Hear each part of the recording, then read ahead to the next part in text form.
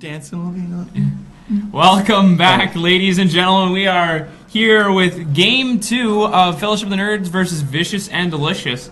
Just kind of getting the lobby and everything set up here, so we're just going to do a little bit of pre-show jive. So, Game 1, Vicious and Delicious ended up taking that one pretty strong. I mean, it was pretty close, I'd say. Like, there was definitely a lead going more towards Vicious and Delicious throughout the rest of the game, but Fellowship of the Nerds definitely was able to keep up for the most part throughout the majority of the game until the very end there. It really got turned around, and we saw that Vicious Delicious was able to very much capitalize on their great team play, their use of the globals. So, I mean, it was a very strong victory for Vicious and Delicious. And it was that one last team fight, that ace there, that was able to just turn it around. Yeah, I mean, for how far behind they actually were, it was actually incredible to see how long they held back and kind of kept themselves into the games. And honestly, it was like team fight for team fight. It would kind of go back and forth. Someone would pick someone off, and the other team would come back, TPUs come in, and it was huge. It was just swinging back and forth. Yeah. So I think maybe a little bit stronger of an early game coming in for Fellowship of the Nerds could really pull themselves back into this. By no means, I mean, I think they did quite well keeping up with Vicious and Delicious despite that lead. So if they're on more of an even ground or get that lead, I imagine they might be able to slingshot themselves into a kind of a snowball. But Fellowship of the Nerds, they're a very good team, but they're one of those teams who kind of picks fights at awkward times as well. We've kind of seen them have leads and kind of like give it away, and then they kind of throw back and forth. But Vicious and Delicious is very decisive. They get a lead and they push it. So I think it's very important to have a very strong early game coming up from Fellowship of the Nerds. So I think it's very important for them to get lane dominant champions to get themselves ahead. No, absolutely. I mean, we did see that, like, Vicious and Delicious, they kind of were bullying them definitely in the top lane and like in the jungle as well. We saw the Kindred paid off very well for Vicious and Delicious. Actually, Freakers was able to pick that one up and play it to pretty good fruition there. But I think the biggest mismatch we saw, because like mid lane was pretty dead even. I mean, honestly, the Twisted Fate and the Ari didn't really do a whole lot. I mean, they were there for the fights, they did their amount of damage, but beyond that, they didn't make any humongous plays. The teleports that are coming from the Ari were more or less just to support the team there. And then we also saw that the ultimates from Twisted Fate, they were pretty far behind, so they weren't like huge catches or anything like that. But we are hopping into Champ Select here with Fellowship of the Nerds versus Vicious and Delicious. Fellowship of the Nerds, Game 2, they opted to take the blue side, so we do see the Gangplank band coming out first here for these guys, and probably going to see potentially a very similar style bands coming out here against Fellowship of the Nerds from Vicious and Delicious. They might want to try and take Baby Chog off of some of those hyper carries, but they are going to go back to the old faithful and take Cho's Good off of that Bard. Not something they want to deal with. Man, I stand by that. I think that is such a good ban. He is so good on that champion, and it works so well with their playstyle. I think it is a must ban. But that Gnar coming out, much respect to Poof Gnar last game. It was incredible. He put Horriblow down. He won that lane matchup very convincingly. Like, he was getting the solo kills. He was out farming big time. Quick Lulu ban going back towards Jay Frazier. The Kindred ban coming out this time from Fellowship of the Nerds. They kind of want to push away that team comp. Didn't really like it. But the Darius being the final ban coming up from Vicious and Delicious.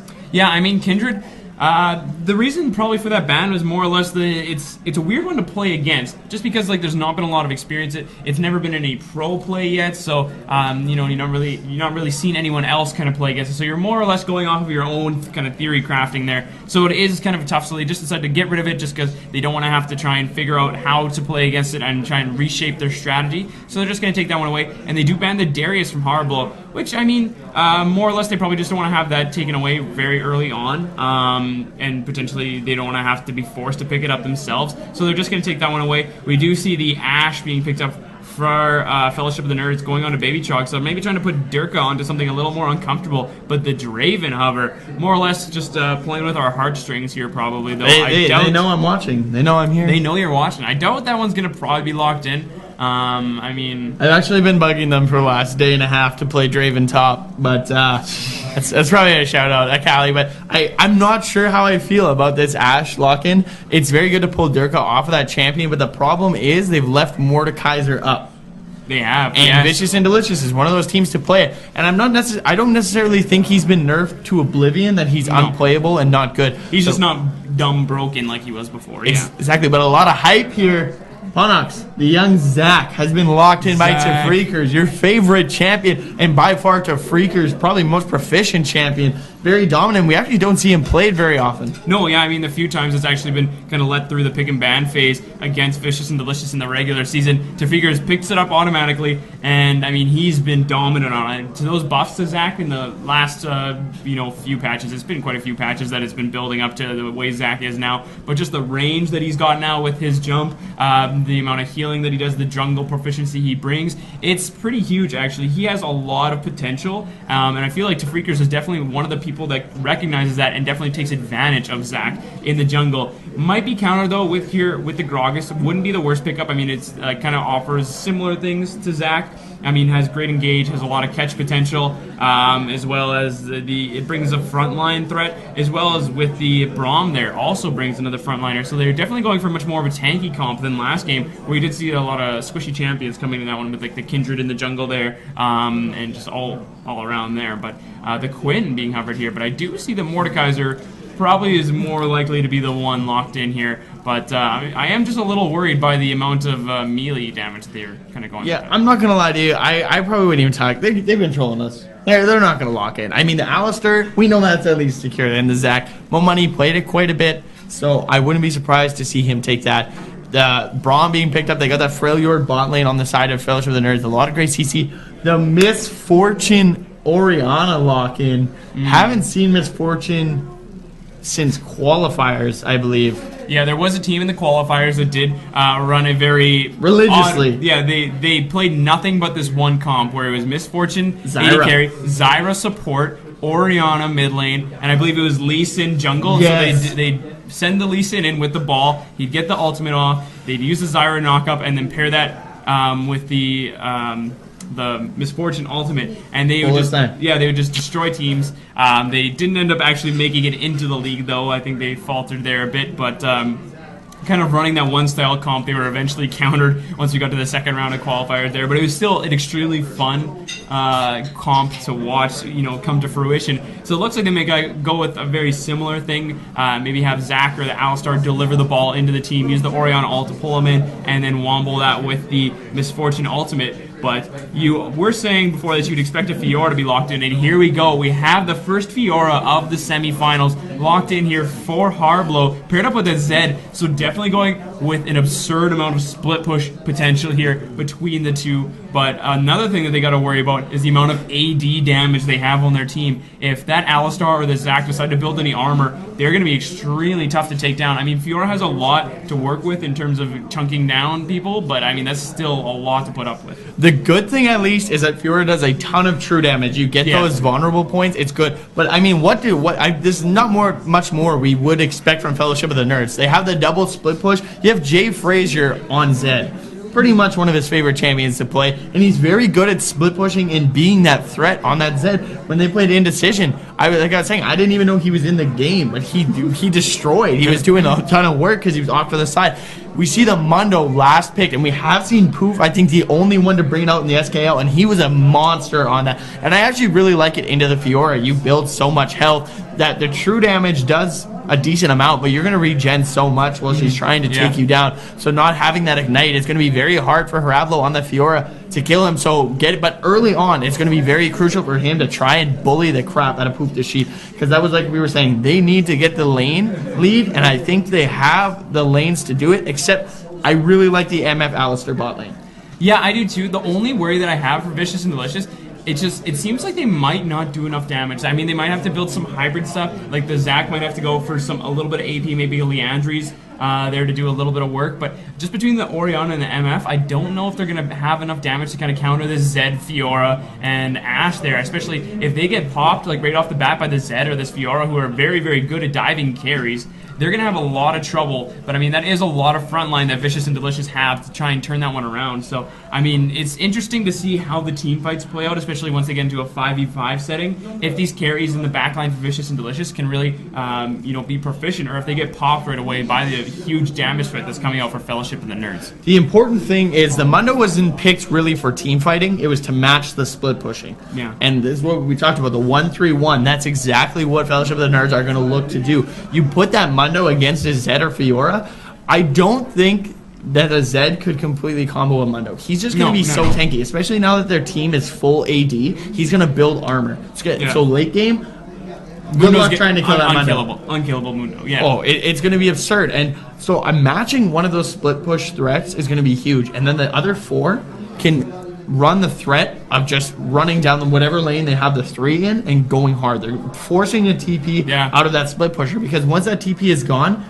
they can't really split push to effect, because they're not going to be able to have that global presence and then be able to split push and, oh, my team needs me, I'm TPing in. They're going to have to say, oh, you guys are going to need me, I'll make my way there soon, giving up that pressure. So I really do like the Mundo pick. It's going to put a lot of stress onto Fellowship of the Nerds. Same. I mean, they were kind of hovering the Malphite there, and I mean, Malphite's very good at stacking armor as well, but he does not have the same regen power that the Mundo has, especially when you're up against like a Fiora or something like that is true damage. That regen's going to be huge, because then that's pretty much the biggest counter to true damage, right? It's just pure health, right? I think Mundo actually just got a buff where his E resets his auto, I believe, in this recent patch. Or maybe that's coming up in the next patch. I know his Burning Agony now resets, I think, his auto. So you auto Burning Agony auto, and it resets your auto attack. So he did get a bit of a buff. So I mean, we saw Poof play it before it was buffed. Are we gonna see an on-hit Mundo? Oh my goodness! Whap. Cleavers for days, kids. Yeah. No, but yeah, I definitely like the Mundo opt-in instead of like a Malphite or something like that. I mean, a Malphite, he does bring a lot to a team with that ultimate. It is a pretty big one, especially paired with something like an Orianna that's going to let you position the ball. It's going to give you a lot of time to work with there. Right. But, I mean, it's still, the Mundo, he just brings so much, like, annoyingness to the fact that he never dies, the fact that he's just going to be running around, throwing cleavers, running that burn and agony, and just be chunking people out forever and ever. It does so much AoE damage, and you're such a beefy frontline. You just put everything, and you can just absorb skill shots. But then you also slow. Yeah. There's the cleaver after cleaver. So I'm very curious, and I mean, you got the. I know you're worried about the damage, but I think late game Mundo does an absurd amount of damage because you do percent health with your cleavers. Yeah.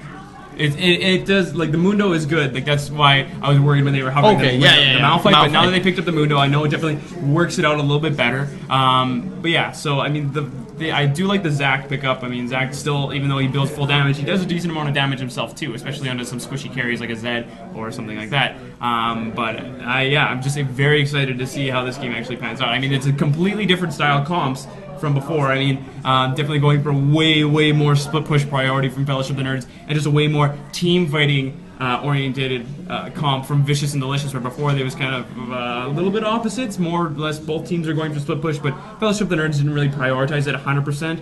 But anyways, guys, we are going to be hopping into the game here, just the loading screen. So on the blue side, we have Fellowship of the Nerds with Harblow playing the Fiora in the top lane, Bozgood playing that Gragas in the jungle, Jay Frazier playing Zed in the mid lane, and Baby Chog and Chosegood rounding out the bot lane with Ashe and Braum with a Freljord bot lane.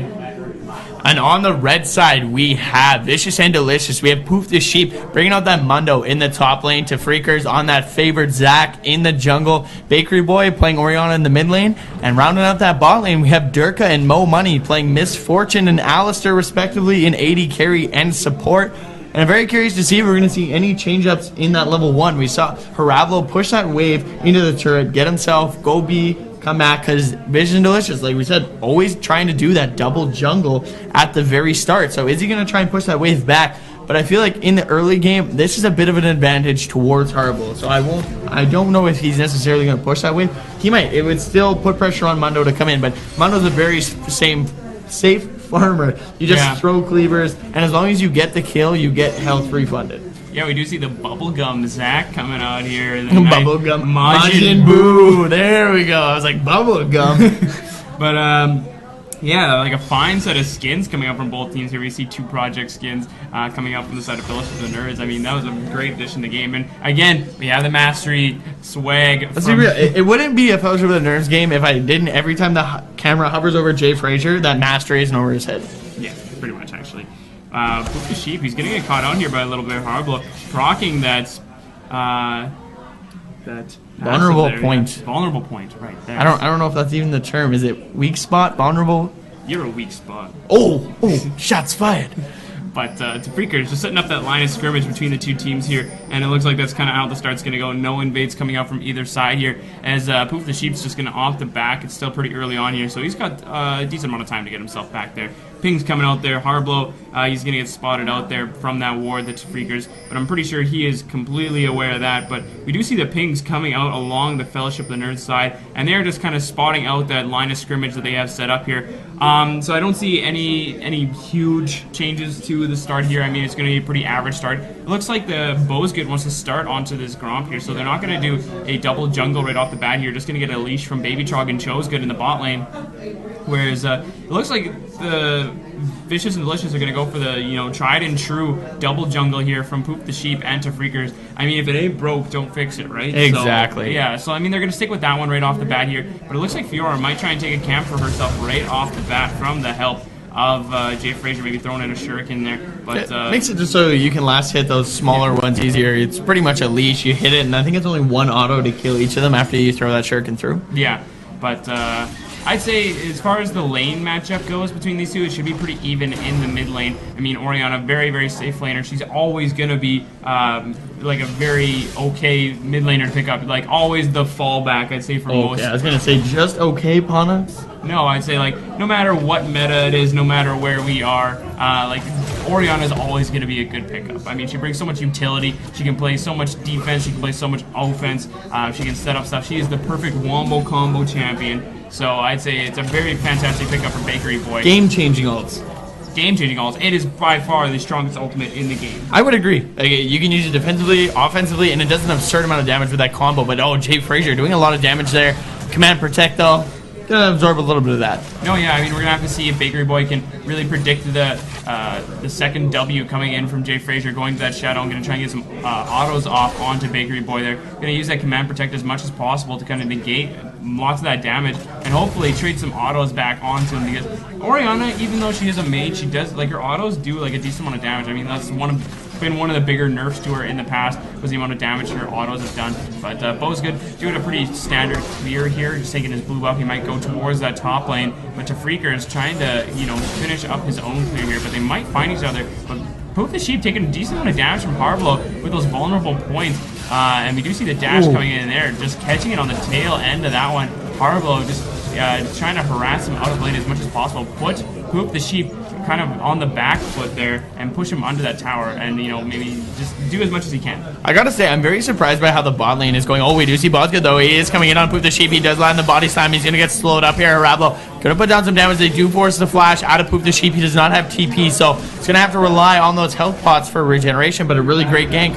Hopefully we'll see Bozgood maybe swing around and come back up, because that's exactly what you need to do. Blow that flash, go right back up there. He's vulnerable. He can't go anywhere. He's slow. They have a ton of CC with that red buff, but to Freakers, he's lurking. They have no vision of him. He might be able to sneak in there with that elastic slingshot, but yeah, right off the bat, though, it doesn't have the biggest range in the world, but they're going to try and go for it anyways. He's great flash. Pulverized there. Headbutts Baby Trog back into Durka, and they should be able to pick up first blood here. He's going to try and run as far as he can. He flashes over the wall. He's going to try and run for the execute, I think, here. Running up towards the turret. Going to try and kill as much time. It's 11 seconds before it resets, but they're actually just going to let him get away. Is he going to be able to get the B? To Freakers trying to chase him down here. He's come out, though. He does know where he is. Is he going to be able to get the B off in time, though? He does interrupt it, and that should be first blood. Baby Trog has absolutely no summoners available. He's flexing his muscles. He doesn't even go in on him. He uses the elastic slingshot. Get the Q. Yeah, smacks him in the head. That's first blood going to the Freakers. Great play there. It probably would have been beneficial for Baby Trog to try and execute himself, but hey, you got to do what you got to do. I mean, if he would have got out, that would have been like the most worth play ever. And I mean, he did deny any of the assists from Durka and Mo Money, so nothing really going towards the bot lane there. Just maybe some CS. Oh, here we go. They're going on to Poop the Sheep. He has no flash available. There's no red buff as well, though. He's very slow, but once again, he's just going to walk out of there. He's not going to get caught up in that repose. Doesn't want to get stunned up, so... No. Great, just kind of walk away. He was full health, so I guess it would be pretty hard to take him down. But like I was saying before, I really thought this Durka Mo Money lane would be a lot stronger. That MF is such a lane bully, and not a lot of people play her these days. It's kind of one of those matchups where you go into it and you're like, wow, I haven't seen this champion in a while. Like, I don't know how to really play against it. But so far, Baby Trog and Chosegood were playing really good, but Tafreaker's coming in, turning the tide, so that's very important. Get Durka and Mo Money going once again. Try and pull yourself back into the lead, because MF is very strong and such a lane bully. You get that item advantage, you're going to be able to punish it hard. No, absolutely. Tafreaker, I mean, he's really making his way around this map very well, clearing out some vision there on the side of Fellowship of the Nerds. So he might be trying to make a move on a Jay Frazier here, setting up in that mid lane, and he's prepping the jump, but I don't know if he's going to pull the trigger. He does go in. Oh, the shadow is used by Jay Frazier offensively, though. He's going to have to use the flash. Is he going to be able to get away? They got the command protect. He does flash ahead. One more auto into Freakers, picks up the second kill of the game. He's on fire right now. Gank after gank, being successful. Yeah, to Freakers. I mean, we were saying it in the champ select there. Zach is one of his most proficient champions, and he's very, very strong on it. It's very underrated, I'd say. And he's the only one who seems to recognize how strong this champion truly is, and he's definitely using it to its fullest potential here, as he's gotten very successful ganks off thus far. And that's where Zach is absolutely the strongest. I mean, that E is absurd gank potential. So, I mean, the fact that he can hide in a brush and come halfway across the mid lane there to get, the knock up onto Jay Frazier there, forced all the summoners out of him. I mean, even in the bot lane on a baby chug there, forced all the summoners. There's no summoner hero, no flash in that bot lane, and then they forced Jay Frazier's flash. So just creating so many advantages all over the map. And I gotta say, that might have been a little greedy. Oh, we do see Poof the Sheep, though, going under Rablo. Just going to trade back, but a lot of great damage being put down. Poof might actually try and go in for this kill. The flash is available, though, but I think that was maybe a little greedy by Jay Frazier. He just saw Freakers clear his ward, and he uses his shadow offensively. You cannot do that as a Zed player. That's your one lifeline. And once he blew flash, they still caught up. Bakery Boy flash helped secure the kill. You need to save those spells. He should have maybe played a little safer, gave it some time, but not wanting to miss farm, and he gets punished for it.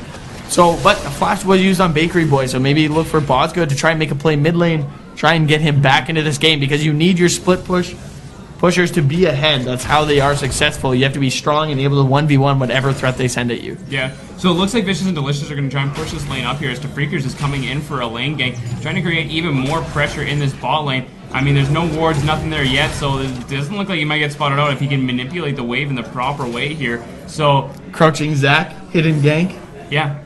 Basically, I mean, this guy is a monster right now, opting not to waste his time. He's going to just go there. But we do see the Gragas making his way here. Not quite the same gang potential that we see from the Zach. I mean, that dash doesn't go near as far. So, we're going to have to see how that one decides to pan out here. Orianna just kind of playing it safe in that mid lane. And so far, actually winning the CS in general here, and has that assist. So, quite a bit of gold going over to the side of Vicious and Delicious here. So, I mean, it's kind of pretty even in the other lanes as well. I mean, top lane down by 3 CS on the Mundo side. I mean, that's not the worst discrepancy that we've seen there, especially in the early game. And then in the bot side, I mean, the AD carries are pretty even themselves, considering the kind of gold differentiating items that we see. We do see the Braum going with the Relic Shield and the Alistar going with the Amulets. So I honestly wouldn't be too surprised to see Freakers go bot once again now.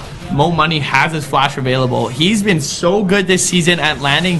You pulverize, and mid-pulverize, you flash forward. It is damn near impossible. Oh, but we see Freakers going on Jay Frazier. They do have the shockwave available. They're going to use it. Bo's good as there as well. He body slams Freakers back. They're going to go away. But in the top lane, Harablo putting down some damage on the Poof the Sheep. Nothing coming out of either, just a little dancing around. But it was like I was saying, he's been so consistent at landing the pulverized flashes, and it is damn near impossible to try and predict that. You move so quick. It's an automatic knock-up and a short gap closer.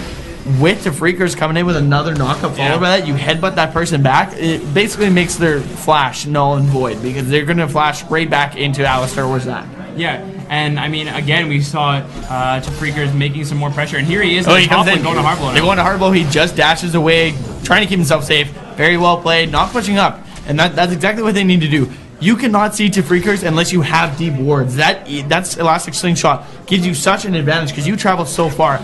Deep wards are so important against a jungler like this, and Harablo did not have the vision, so he played safe. Very smart. Yeah, especially to Freakers in general, not even him on Zach. He's a very aggressive style jungler, very gank orientated. So, I mean, this Zach is definitely just his bread and butter. So you have to really play around that rather than just do your standard warding. And here he is again. Just a repeat gank top. They do get the slows. Can they follow up with the cleaver? No, that dash is just too quick. Yeah, I mean, again, countering the knock up there. So, I mean, he might have to try and put some pressure on the other side of the map. But we do see Mo Money making his way towards the mid lane here. But looks like Jay Frazier's got his own plans as he's heading towards the dragon, actually, and going for that banana brush, clearing out that pink ward. But he might find a little more than he bargained for, as we do see the Alistar making his way here, clearing out a ward of his own. But no one's going to kind of try and make any plays here between the two of them. And again, we see Freakers hover around that mid lane. I mean, the flash from the Zed isn't quite back up yet, but so he's still not going to get much just because the shadow is available. So he's just going to be able to hop Bosgood walking in, he does just use the body slam, get himself away, but wouldn't be surprised if we see a dragon happen soon here.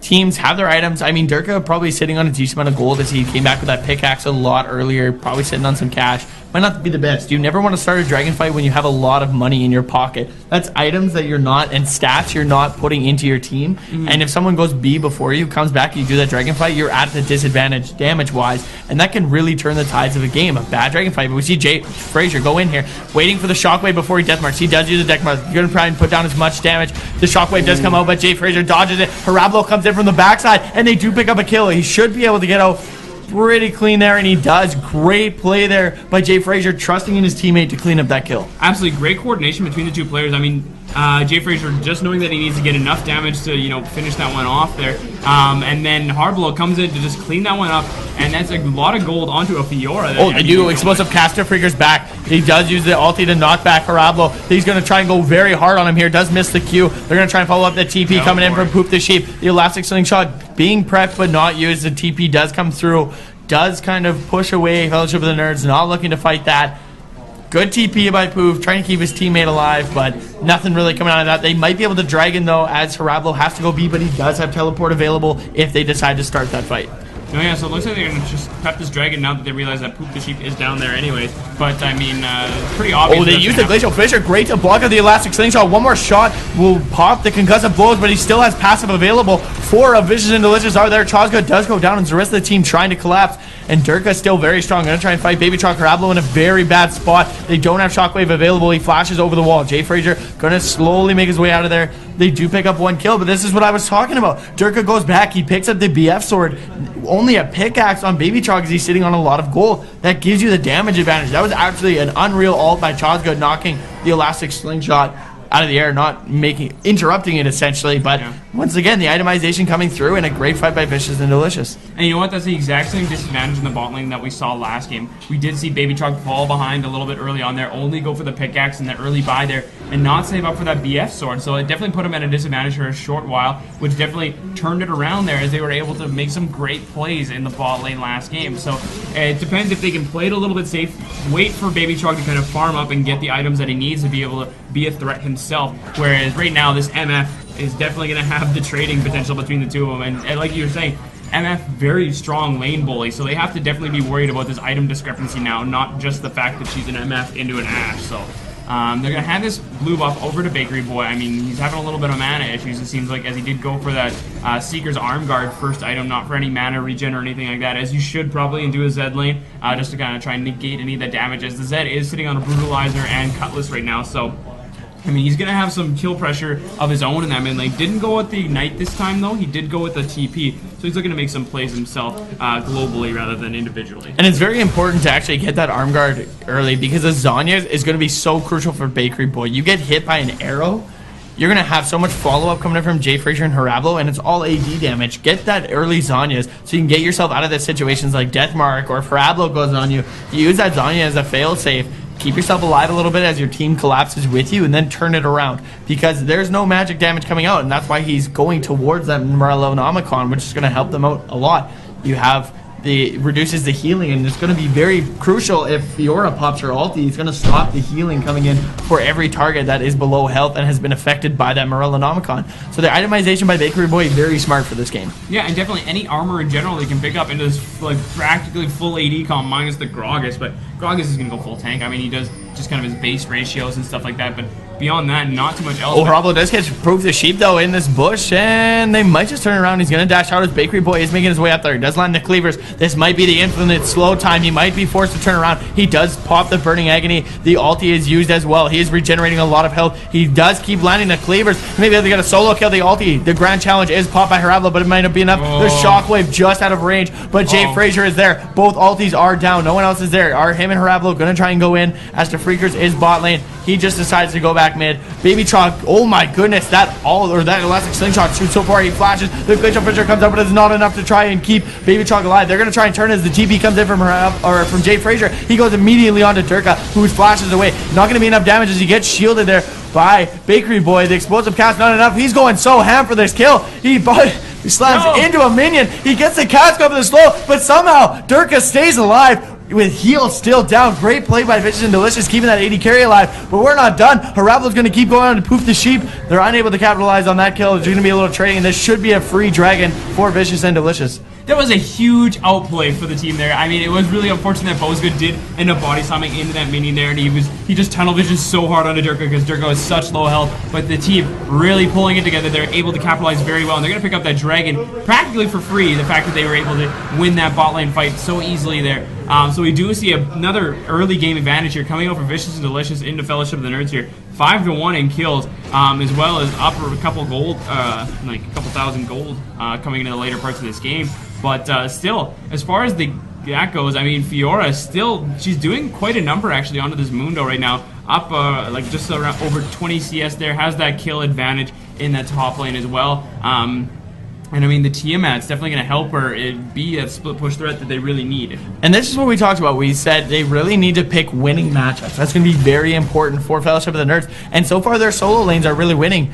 But unfortunately, that bot lane getting repeated gank. Oh, Jay Frazier might be in a bit of trouble. No, he just shadows out. But that's the thing, is their bot lane has been ganked repeatedly by Tafreakers, and they're not very safe. That elastic slingshot into flash knockup, how is he supposed to get out of that at all? Bozgood going to clear out that vision.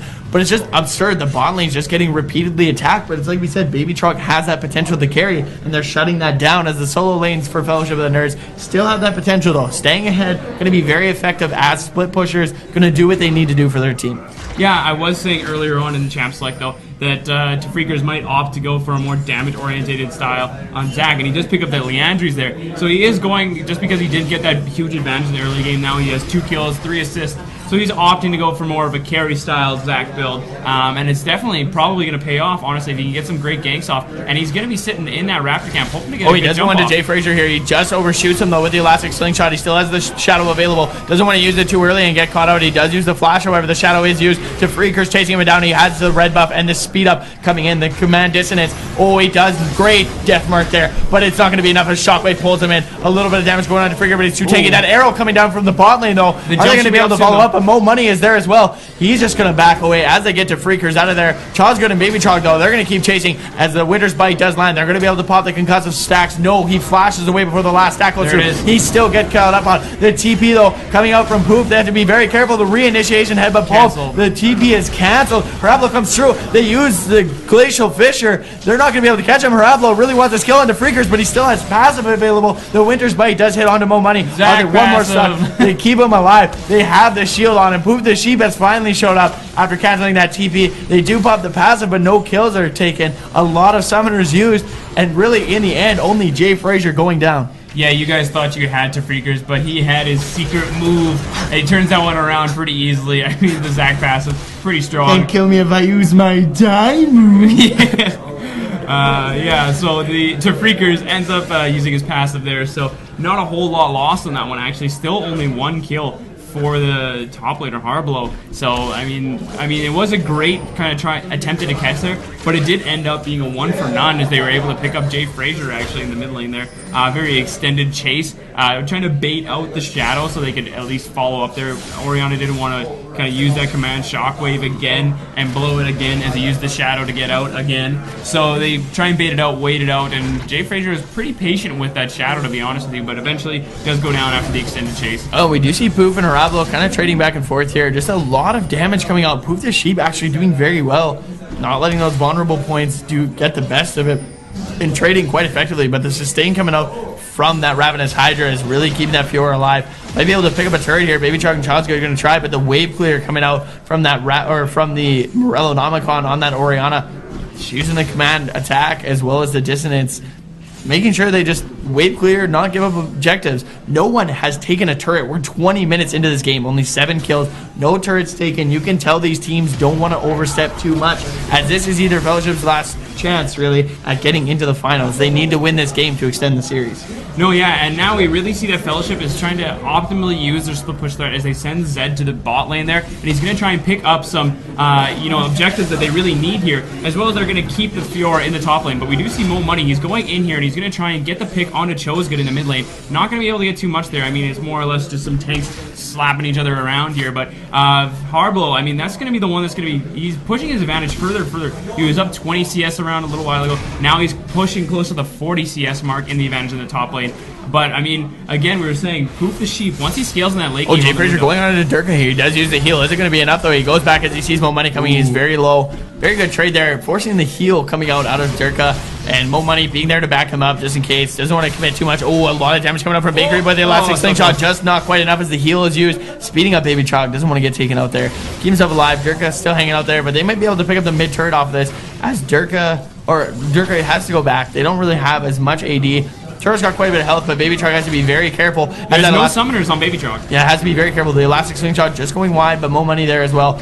Boss good. Using that ulti, the arrow does come out as well. Freaker's taking a bit of the turret there. Mo Money still very deep. The TP using by Haravlo. They're going to go onto him. The command shockwave is used, only catching Haravlo. The Glacial Fisher does catch Mo Money though. Both good and try and slow the rest of the team as they pretty much secure this kill. Another kill going on to Haravlo. They may be able to turn this into a turret. Meanwhile, Jay Frazier going to keep up that split pushing. He's got to go in bot lane against Durka, and we've already seen he is more than able to 1v1 Durka at this point. The mid turret going down. Poop the Sheep doing his best to hold it out in the top lane. You know, this is a very hashtag worrying trend for Vicious and Delicious here. The fact that they can, you know, convincingly win like a fight here, but a lot going into Freakers does use the ulti, but they're going to be able to chase him down. He does not have the passive available. GP being used by Poop the Sheep. Is he going to come in here? He does so. The cleaver blocked by Chosgood. Great play by Fellowship of the Nerds, and I really like their playstyle right now. They're forcing a lot out of Vicious and Delicious to commit to these fights and then completely turn around. Poop the Sheep really wants to fight though, as Bakery Boy has that TP if he is needed to use it.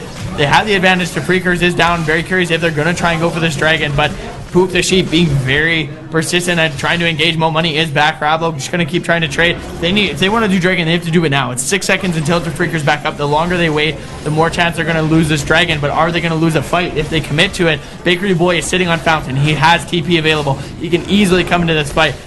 They don't have the home guards coming in from the Freaker, so they're going to back off of this dragon, opting to give it up. They don't have one. The TP being used there by Bakery Boy coming in, but giving up the dragon, not wanting to lose a team fight, might be the smart choice here by Fellowship of the Nerds. But it looks like Vicious and Delicious have their eyes on that turret first.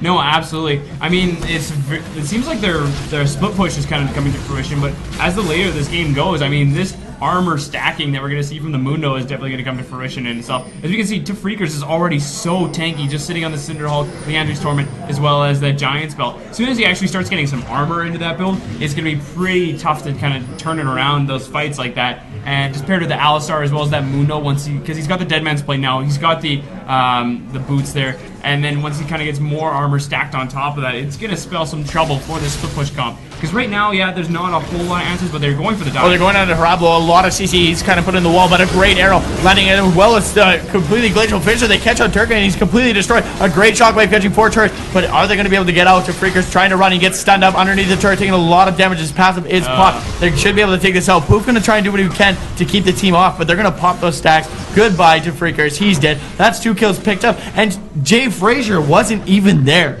Yeah, that's the very scary part. I mean, they thought it was a pretty clean dive on a hard blow, but they did not realize that the rest of the team was there to kind of turn that one around and counter it. So now they're going to pick up some objectives, not only on the top side of the map, but Jay Frazier is pushing that mid lane out extremely hard. He might have to go down to the bot lane to answer that bot lane turret just so it doesn't get picked up by the minion waves there, because that's pushing very far in for the favor of Vicious and Delicious.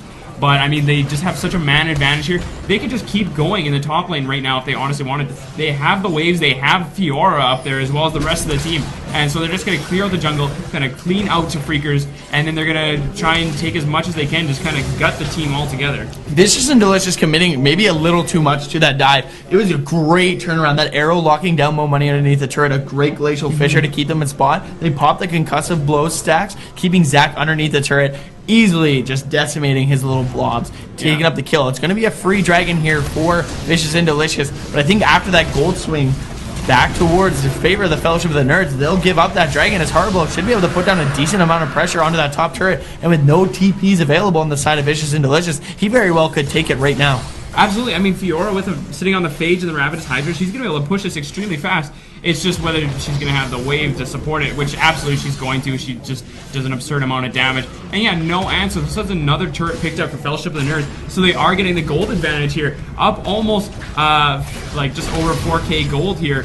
But it's pretty crazy actually how it kind of swung back and forth. Vicious Delicious had such a good lead, but then Fellowship of the Nerds used that split push so well. Jay Frazier going in that ball lane, just creating so much pressure, and then pairing it with the Fiora, they were able to just kind of, you know, just slowly take these objectives. They have 4 towers to 1. That's a lot of gold picked up there just off of the objectives. I mean, they are still down in kills, but as far as the CS numbers go, I mean, Mundo's starting to catch up a little bit there. But in all the other lanes there, we see there's a pretty big lead for Ash here. There's a decent lead for Jay Frazier as well. And in the top lane, too. And then we even see in the jungle, Freakers had such a good early game. He got so many good ganks off, but Bozgood seems to just have been power farming here, and it's really paying off as he's going to have some gold in his pocket. And he's itemizing fairly well as well. He's going for the Aegis of the Legion, but it looks like everyone's kind of prepped here and ready to go. Oh, it looks like Poopa is going to try and go in here. They do use the distance to speed him up. To Freakers is coming up. A great Glacial Fissure, though, to keep him from continue engaging. A flash is used by Chosgood, and Chosgood's Braum has been on point. He continually denies the engages here from to Freakers, but it looks like Mo Money's going to flank from the side. He catches Baby Shark with the headbutt Paul, and Baby Shark's in a lot of trouble. The Shockwave does catch him as well as the bullet time does take him down. They're going to keep chasing. Chosgood does not have flash available. They have a lot of CC to lock him down. He's trying to pull the rest of the team away from trying to keep his carries alive as Bozgood makes it out. And Jay Frazier and Harablo are just split pushing. Harablo might be able to pick up an inhibitor turret here. They're just going to keep going, but the mid turret should go down this tier 2. Harablo doing it, and Jay Frazier going to TP up there and help him as well. Poof the Sheep is back trying to defend. The tier 2 goes down. It looks like we went over itself a bit of an inhibitor race here. The red team does go down. They're going to immediately turn on to Poof the Sheep. He's going to be in a lot of trouble. Deathmark is used. It shouldn't be enough to take him down, but it will be enough. Oh, but he goes in and he takes Poof down. The only one left is Bozgood. Is going to have to try and hold it. But Fiora and Zed should be able to crush this inhibitor. The arrow comes out, locking up Mo Money. Are they going to look to engage with Baby Chalk coming in here? To Freakers putting out a lot of damage. They have picked up the inhibitor on both sides respectively. They have to go back. Both teams picking up an inhibitor. Unreal, just the commitment coming up from both teams. It looks like Harablo might try and go for the flank. The team is very much committed to a team fight here. They want to fight right now. Jay Frazier does not have his ulti available, but they are there. They have the flank available, but are they going to be able to get the damage down before they get CC'd? Mo Money going in with the headbutt Paul combo. They blocked up a great riposte there, but isn't going to be enough. He's forced to flash out to Freakers with a great ulti. Chosgood is there now. He lands a concussive blow. Harablo does take down to Freakers. They're going to keep chasing the flash from Baby Chalk. The volley goes out. He's got the slows, but the rest of the team's going to disengage. The Poof the Sheep, though, he comes in from behind with that teleport. They're going to stun him up. He does have his ulti available, but is he going to be able to get away? Mo Money going to try and go in and save his teammate. Poof is slowly getting away, but now he has the stun stacks. The Glacial Fissure going out. Going to slow down the rest of the team. They do take down Mo Money. They're going to keep chasing, and just a chaotic team fight as both inhibitors were taken down, but in the end, Fellowship of the Nerds picking up a lot more kills on the map. Yeah, still sitting around that 4,000 gold lead, but I mean there was more or less more turrets picked up, I guess you could say, for Vicious and Delicious. They picked up 2 versus the 1 that was picked up for Fellowship. Oh, but the TV coming in, they're going to back for the Baron. They want to do this Baron pretty silently. I mean, they do have some pretty good vision around here, but we do see Bakery Boy hovering around the area, so he at least knows that it's going on. So does the rest of the team, and they're going to try and turn this around. They might force him off just because they don't have the jungler there quite yet to tank that one up. So they got chunked out pretty hard from that one, but they're just going to set up the vision there right now and just try and, you know, at least put the threat of the Baron onto the map. This game is so good. What good game could you ask for when your back's against the wall? Fellowship of the Nerds making very smart plays. You know what? We can get the inhibitor. We'll trade in him for inhib. If they go back, there's a potential that they might just lose turrets for free. They got the inhibs. The flank was so well executed. I was very scared. I thought they were going to lose a lot more members, but Vicious and Delicious continually trying saving members, but losing more in the end. Yeah. No Baron has been taken, but Jay Frazier is going to be able to split push. He doesn't have TP available, but if he can put enough pressure, they're going to have to send somebody to deal with him or give him free objectives. I really love the way Fellowship of the Nerds is playing this game right now. Yeah, but I definitely feel that they were kind of on the clock here. If they can't kind of close out and get enough objectives to at least close out the game before this Mundo and the Zac and everything kind of scales up and stacks all that armor, then they're definitely going to be in trouble. We do see Jay Frazier, though. He's really going hard. He's committed to this turret. He wants to get it. He's willing to die for it. Yeah, he's Poof the Sheep. He does use the Death Mark, though. He's going to go out and Poof the Sheep. Try and slow him up. He does use that Shadow Slash to slow him a little bit, but the ulti is popped the movement speed. Oh, but he Blade of the Rune Kings and goes back. He's definitely going to try and escape here. The pings are out, though. Oh, but the rest of the team's going to collapse collapse on the Baron. They might be able to get this as the rest are so trying to catch Jay Frazier. He's going to use his shadow over the wall. Poop, though, he reads that. He's going in. Chaw's good there. He's going to try and use it. Use the Glacial Fisher. He's going to try and save Jay Frazier. Block those spears. Bullet time coming out, but he does absorb some of the damage, but it is not enough. The rest of the team trying to collapse. Chaw's getting a lot of trouble. A great arrow, though, coming in. Catching Poop the Sheep as Mo Money comes in for the flank. He catches 2 of them. And, the great shockwave. Catching 3 targets. They completely blow up Baby Chalk. As Chaw's good goes down as well. Ball's good. Going to try and get out as much as he can. Harablo in a lot of trouble as well. This is very scary. As the inhibitor is down mid, they might be able to just push into the Nexus if they get an ace here. Ball's good. The Elastic Slingshot catching up to him. The attack dissonance going out, doing a lot of damage, slowing him up. He gets headbutted backwards, and he is dead. This is very scary as the Death Timers they gotta try decent amount. I think they gotta try and win right now. If they don't, then they're gonna definitely be pushed back quite a bit farther. Harbaugh, the only man left to kind of defend this Nexus here, and they have the same idea that we do, that they gotta go for the end right now. Well, great flash ball there by Mo Money, and they may be able to pick up Powerful. He is dead. That is an ace. Chawsgood comes up, but there's no way he's going to be able to win. Jay Frazier's by himself. But are they going to be able to do enough work to try and save themselves this game, save themselves this series, make it to the finals? He uses the Death Mark onto Durka in the backline. He might be able to pick it up. As the Death Mark pops, he does get the kill, but it's not enough. Poop the Sheep, keep going. Baby Chalk is alive. He's going to try and kill Poop the Sheep as him and Freakers are putting down a ton of damage onto the inhibitor. The flash from Bakery Boy. He's going to go down. A double kill. They pick it up. Can they kill the Freakers before he gets the inhibitor? He's got the stun. They do kill him. That is an ace. Oh, they got him in the blobs. They should be able to take it out. Can they clear the minions? Little health left on the Nexus, and the minions actually, for the side of Fellowship of the Nerds, are pushing into that base very hard. They may be able to get a couple Nexus turns out of this. They should be able to go grab Dragon, maybe grab Baron off of this.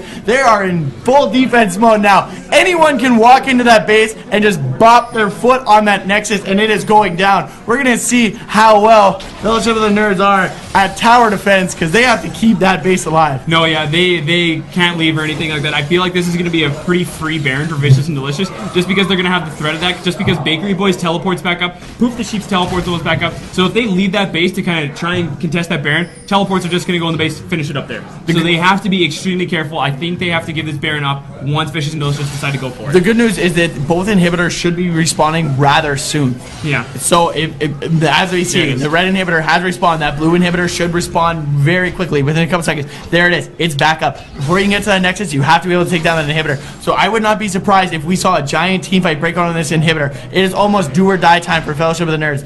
Give up that dragon. It's only the third dragon.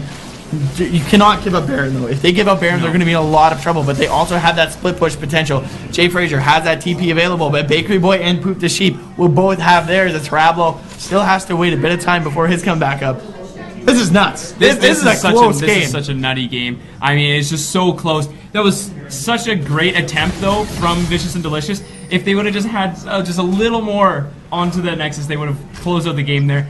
Freakers not quite being able to finish it out, not quite enough damage on the autos there. Chawsgood actually being MVP. He was using that Unbreakable to block the autos of Bakery Boy, making sure he wasn't hitting it, forcing that flash. I know. Well, they're going to rush the inhibitor, though. Looks like Mo Money, they do use this speed up. Oh, that TP coming in from Poof the Sheep. Here we go. This might be the final team fight. Jay Frazier a little bit out of position. The arrow lands on the Durka. The body slam goes out. The explosive cast goes in. The Glacial Fisher is used. Durka is very slow. Harablo coming in from the back. Is he going to be able to do enough damage? They're putting down a ton of damage. Shockwave is used. Jay Frazier picks up the kill onto Durka. A double kill for Jay Frazier. They pick up 3 kills, 4 kills. They could go for the ace here. Poof the Sheep is going, and Harablo's going to TP to the top lane, as well as Jay Frazier. They're going to start pushing, but they have to be careful, as Poof the Sheep could as well backdoor, and he's going for that inhibitor. 2 of them are in the top lane. Are they going to be able to trade for it? It's just Baby Chalk, Chawsgood, and Bosgood. They're going to go for him. He's going to be in a lot of trouble. I don't know if they have enough time or the wave to push it. They do. They're going to start going there. 17 seconds. That is an ace for Fellowship of the Nerds. Backs against the wall. They're going to start picking up this inhibitor here. Are they going to be able to end the game? As the rest of the team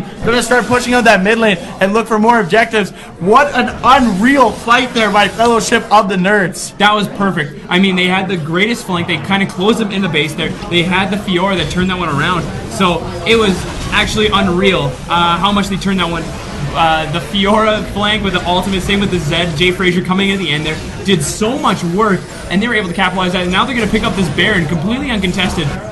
Vicious and Delicious. Well, Bakery Boy did TP into the back. He should be able to pick that up, but they have very quick respawn times. They're going to try and stop it, but none of that is stopped. If they have home guards, they might be able to stop Bakery Boy. He's getting out of there. He does not want to get caught. Jay Frazier, though, using that flash. He's got the Yomu's pop. He's going in. The Death Mark does go in. The Zonius is not available. He is dead. That is very not good here for Vicious and Delicious. That's going to be able to push. Arrow, though, it does go out. It lands onto the Freakers. He's going to block that for his AD carry. But Bosgood doing a great job in that last fight. Baby Truck landing that arrow completely won that. The prioritization of that team fight. And this is very scary. They're walking into that base with Baron and pushed minions. They don't have the wave bot. That is pushing for Vicious and Delicious. But they don't have Bakery Boy. Yeah, that's a ton of damage for their team. Bakery Boy's down for another 20 seconds here. And that bullet time, I mean, that's more or less a defensive one. It's not going to be able to clear the wave against the Baron up minions. So they're going to pick up Unbreakable to actually absorb a lot of that damage. This might actually be the game. This is the last stand for Vicious and Delicious. This is where we decide if there is going to be a game 3.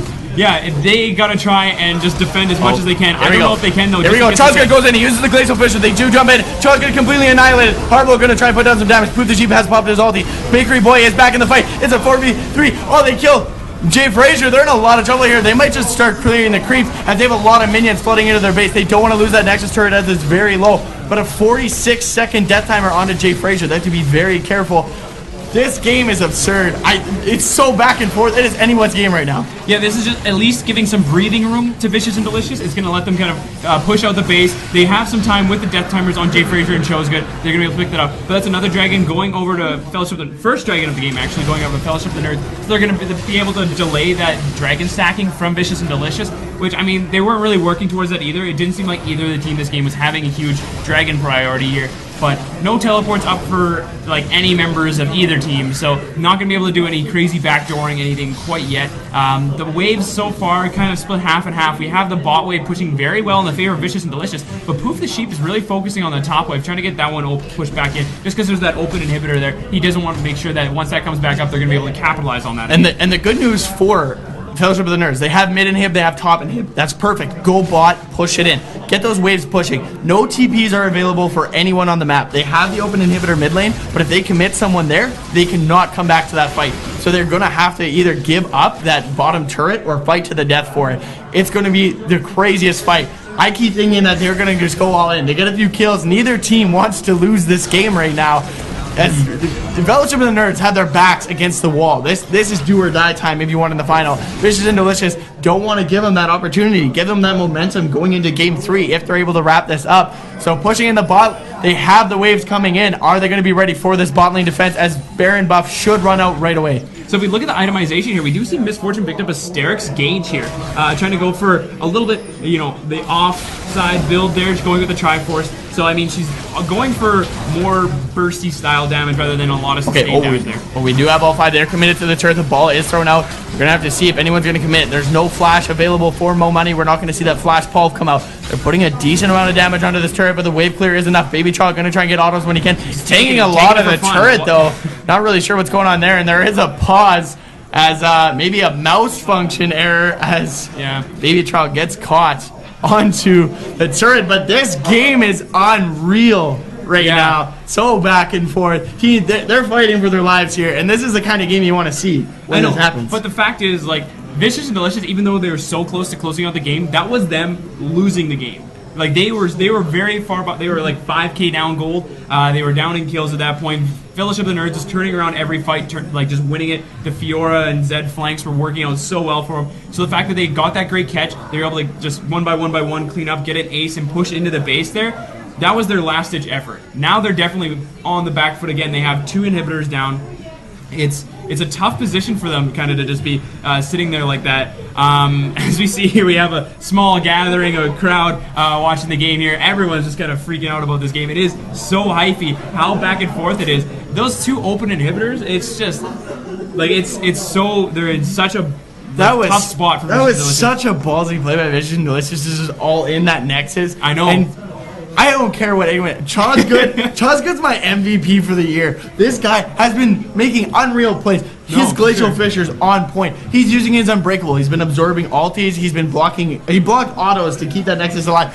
This guy's an animal. The amount of times he's shut down the Zac mid jump coming in there, he's just shut it down completely, turned around there, engage, and they've been able to re-engage off of that with Zac having all his tools down. So it's just been humongous how much work this Braum pick is actually doing for the team. I would not doubt that they're going to try and prioritize. Oh, and here they go. They are going to try and go in. We do see the Freakers going and putting it on damage, but Chawsgood is completely taken out. Jay Frazier going to try and put down be a nuisance in that back line, but they do lose the support, unfortunately. He just wants the pressure on that Nexus tower. But yeah, he does have the pressure. He's got the minions on it too. They're going to put down a decent amount of damage, and they're going to have to either commit to the Nexus turret or that bot turret. So we're going to have to see if Fellowship of the Nerds can play this safe enough. He does go in onto Durka though. He pops a death mark. Is it going to be enough? Jake Frazier does get him, and they trade that turret for a kill The 80 carry for the mid laner, not bad, as he does have TP available. He can go straight back in there. This is just insane. This how close this game is. There's pushing back and forth, but a great play by Jay Frazier there. Yes, he did die, but he took down the 80 carry with him. That's a lot of the wave clear as well. Yeah, they open up that bottom turret, and this team takes it. That's another open inhibitor. That top inhibitor might be respawning in the next minute or so, so they have to be careful. That's when the super minions stop spawning. They don't have as much global pressure, but all the inhibitors are open. Yeah, that's the scariest part. I mean, just the fact that they have the Fiora, they have the Zed, so that split push potential. So, like, leaving all those inhibitors open is a very scary thing because they're going to be able to take those down super quick. So if they ever give them a glimpse of an opening there, they're going to absolutely just pounce on it. There's so much open right now. All the TPs are up from Jay Frazier, Harblow, Poof the Sheep, as well as Bakery Boy. So there's just so much potential for, like, some backdoors, some open inhib taking.